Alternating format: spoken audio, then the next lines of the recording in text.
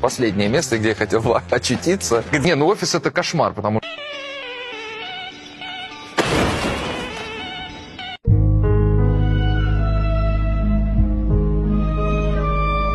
Я умираю.